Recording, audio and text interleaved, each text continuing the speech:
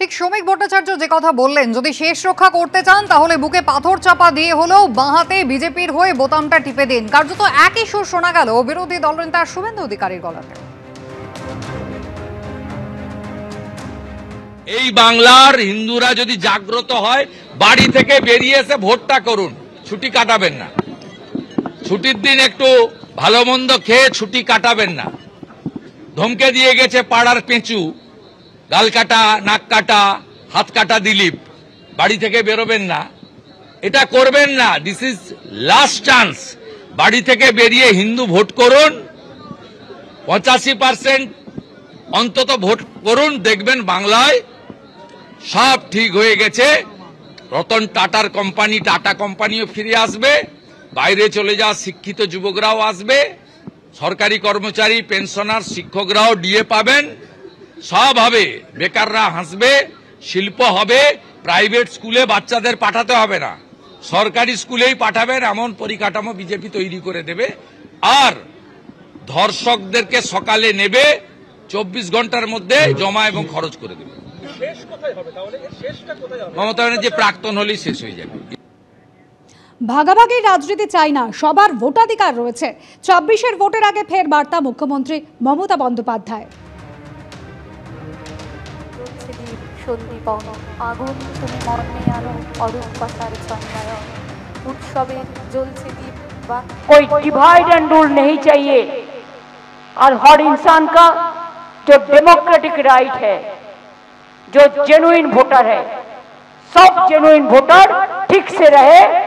और डेमोक्रेसी में सबसे बड़ा पिलर ये तो जुडिशियरी होता है, मीडिया होता है और डेमोक्रेसी होता है। इसको मजबूत करके रखिए। कॉन्स्टिट्यूशन में हर आदमी का एक ही अधिकार जो सबका लिए रहे, कोई डिफरेंस नहीं होना चाहिए। मैं अभी भी कहना चाहूंगी, सबसे बड़ा धर्म क्या होता है? वो होता है मानविकता, वो होता है मनुष्यत्व। আসি অন্য খবরে, ঠিক কি কারণে পার্কস্ট্রিটে যুবক খুন হলেন এখনো পর্যন্ত মোটিভ কিন্তু স্পষ্ট নয়। ঘটনার 7 দিন পরে নিহত যুবকের 2 সঙ্গীকে গ্রেফতার করল লালবাজারের গোয়েন্দা বিভাগ। খুনের কারণ জানতে জিজ্ঞাসাবাদ করা হচ্ছে তাদের। একদিনের ট্রানজিট রিমান্ডে আনা হচ্ছে কলকাতায়। বিছানার চাদর গলায় পেঁচিয়ে শ্বাসরোধ করে খুন, বক্স খাটে দেহ ঢুকিয়ে রেখে চম্পট। পার্কস্ট্রিটের হোটেলে খুনের 7 দিন পর লালবাজারের গোয়েন্দাদের জালে নিহত রাহুল লালের 2 সঙ্গী।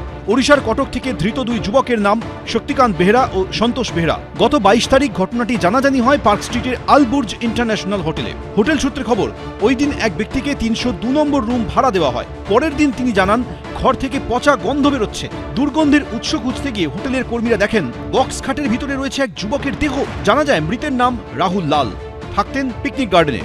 পুলিশ জানতে পেরেছে 21 তারিখ বিকেলে শক্তিকান্ত ও সন্তোষের সঙ্গে হোটেলে আসেন রাহুল। হোটেল সূত্রে খবর, 800 টাকা দিয়ে কয়েক ঘন্টার জন্য 302 নম্বর ঘরে ওঠেন। রাহুলের নামেই রুম বুক করা হয়।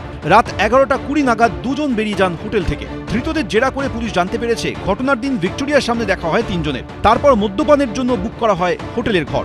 মদ্যপানের মধ্যে কোনো কারণে বচসা শুরু হয়। তখনই বিছানার চাদর দিয়ে শ্বাসরোধ করে খুন করা হয় রাহুলকে। কিন্তু কি নিয়ে বচসা? পুরনো কোনো বিবাদ? খুনের নেপথ্যে ঠিক কি কারণ? কলকাতায় আনার পর তা জানতে জেরা করা হবে ধৃতদের। তদন্তে প্রশ্নের মুখে হোটেল কর্তৃপক্ষের ভূমিকাও। তদন্তকারীরা জানতে পেরেছেন সবার সঠিক পরিচয়পত্র ছাড়াই ঘর দেওয়া হয় 3 যুবককে। রাহুল ছাড়া বাকি 2 জনের নাম ঠিকানা নথিভুক্ত করা হয়নি রেজিস্টারে। তার উপর 2 জন বেরোলেও একজন যে বেরোননি তাও বুঝতে পারেননি কর্মীরা। পার্থপ্রতিম ঘোষ, এবিপি আনন্দ, কলকাতা। মঙ্গলবার থেকে পশ্চিমবঙ্গে এসআইআর শুরু হয়ে গেছে, আর এ নিয়ে নির্বাচন কমিশনের প্রস্তুতিও সপ্তমে। বুধবার জাতীয় নির্বাচন কমিশনের সিনিয়র ডেপুটি কমিশনার সহ অন্যান্য আধিকারিকেরা ভিডিও কনফারেন্স করেন রাজ্যের মুখ্য নির্বাচনী আধিকারিক মনোজ আগরওয়ালের সঙ্গে। নির্বাচন কমিশন সূত্রে খবর, ভোটাররা সরাসরি বিএলওর সঙ্গে কথা বলার সুযোগও পাবেন। আর এর মধ্যেই রাজনৈতিক হুমকি হুঁশিয়ারিও চলছে। বিহারে ভোটার তালিকার বিশেষ সংশোধনের পর এবার কমিশনের নজরে বাংলা। বছর ঘুরলেই বিধানসভা নির্বাচন, রাজ্যে বেজে গিয়েছে এসআইআর এর দামামা। মঙ্গলবার থেকে পশ্চিমবঙ্গ, গুজরাট, উত্তরপ্রদেশ সহ 12টি রাজ্য ও কেন্দ্রশাসিত অঞ্চলে শুরু হয়েছে ভোটার তালিকার বিশেষ সংশোধন। এ নিয়ে নির্বাচন কমিশনের প্রস্তুতিও সপ্তমে। বুধবার ইসিআই এর সিনিয়র ডেপুটি কমিশনার সহ অন্যান্য আধিকারিকরা ভিডিও কনফারেন্স করেন রাজ্যের মুখ্য নির্বাচনী আধিকারিক মনোজ আগরওয়ালের সঙ্গে। ভার্চুয়াল মাধ্যমে বৈঠকে যোগ দেন ডিস্ট্রিক্ট ইলেকশন অফিসার বা জেলা শাসক, ইলেকটোরাল রেজিস্ট্রেশন অফিসার, সহকারী ইলেকটোরাল রেজিস্ট্রেশন অফিসার সহ অন্যান্য আধিকারিক। বিএলওদের ঘাড়েই এসআইআর এর মূল দায়িত্ব। কিন্তু কি করে জানবেন আপনার বিএলও কে? তার কাছে যদি কিছু জানার থাকে তাহলে কি করবেন? নির্বাচন কমিশন সূত্রে খবর, সব রাজ্য ও কেন্দ্রশাসিত অঞ্চলের ভোটাররা সরাসরি বুথ লেভেল অফিসার বা বিএলওর সঙ্গে কথা বলার সুযোগ পাবেন বুক এ কল উইথ বিএলওর মাধ্যমে। তার জন্য ডাউনলোড করতে হবে ECI net app. Connect with election অফিসিয়ালসে গিয়ে এপিক নম্বর টাইপ করলেই মিলবে বিএলও সংক্রান্ত তথ্য। পাশাপাশি হেল্পলাইন চালু করেছে ইসিআই। টোল ফ্রি নম্বরটি হল 1800111950। পরিষেবা মিলবে সকাল 8টা থেকে রাত 8টা পর্যন্ত। ভোট সংক্রান্ত যে কোনো রকম তথ্য, মতামত এবং অভিযোগ জানানো যাবে 1950 নম্বরে। অভিযোগ জানানো যাবে complaints@eci.gov.in মেল আইডিতে। সমস্ত রাজ্য ও কেন্দ্রশাসিত অঞ্চলের প্রশাসনকে নির্দেশ দেওয়া হয়েছে তারা যেন স্থানীয় ভাষায় উত্তর দেওয়ার জন্য স্টেট কন্ট্যাক্ট সেন্টার বা এসসিসি এবং ডিস্ট্রিক্ট কন্ট্যাক্ট সেন্টার বা ডিসিসি তৈরি করেন। যে কোনো অভিযোগ ও প্রশ্নের জবাব দিতে হবে 48 ঘন্টার মধ্যে। এরই মধ্যে হুমকি হুঁশিয়ারিও অব্যাহত। কোনো এসআইআর এনআরসি করে বাংলার একটা মানুষকে যদি এরা ভোটার তালিকা থেকে বাদ দেয়, আমরা 1 লক্ষ লোক নিয়ে নির্বাচন কমিশন ঘেরাও করব। কত ধানে কত চাল এদের বোঝাবো, এত সোজা নয়। এর আগে 10 লাখ লোক নিয়ে গেছিল, রাজঘাটে জুতো খুলে ছুটেছে। এবারে কলকাতায় জুতো রেখে খালি পায়ে যাবেন, যমুনার পাড়ে ছোটাবো।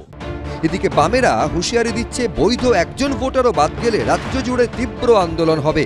বুধবার রাজ্যের মুখ্য নির্বাচনী আধিকারিকের অফিসের বাইরে জমায়েত করে 10টি বামপন্থী দল। সোজা আঙুলে ঘি না উঠলে আঙুল দেখাতে হয়। আর নির্বাচন কমিশনের কাছে আমাদের বক্তব্য, যদি আমরা সন্তুষ্ট না হই, আমাদের কিন্তু এলাকায় এলাকায় বুথ লেভেলে লড়াই সংগ্রামের অংশীদার হতে হবে। ভোটের আগে এসআইআর নিয়ে এত তাড়াহুড়ো কেন? কেন আরো সময় নিয়ে এটা করা হচ্ছে না? এইসব প্রশ্ন তুলে সুপ্রিম কোর্টে যাচ্ছে কংগ্রেস। এই এসআইআর প্রক্রিয়ায় যে বেস পয়েন্ট 2002 ধরা হয়েছে, যা যা নথির কথা বলা হয়েছে, ম্যাপিং যত জায়গায় করার কথা বলা হয়েছে, যে আমরা 16 দফা দাবি জানিয়েছিলাম, সেই দাবিগুলো কয়েকটা টাচ করে যাওয়া হয়েছে, একটা দুটো মানা হয়েছে, বাকি মানা হয়নি। সেই কারণেই আমাদের মহামান্য সুপ্রিম কোর্টে যাওয়ার সিদ্ধান্ত আমরা নিয়েছি, আদালতে যাওয়ার সিদ্ধান্ত নিয়েছি। এসআইআর নিয়ে যে রাজনৈতিক লড়াই চলছে তা যে দিনে দিনে আরো বাড়বে তা স্পষ্ট। এরই মধ্যে এসআইআর মামলায় সুপ্রিম কোর্ট শেষ অবধি কি রায় দেয় সেদিকেও নজর থাকবে দেশবাসীর। রুমা পাল, উজ্জ্বল মুখোপাধ্যায়, অনির্বাণ বিশ্বাসের রিপোর্ট, এবিপি আনন্দ, কলকাতা।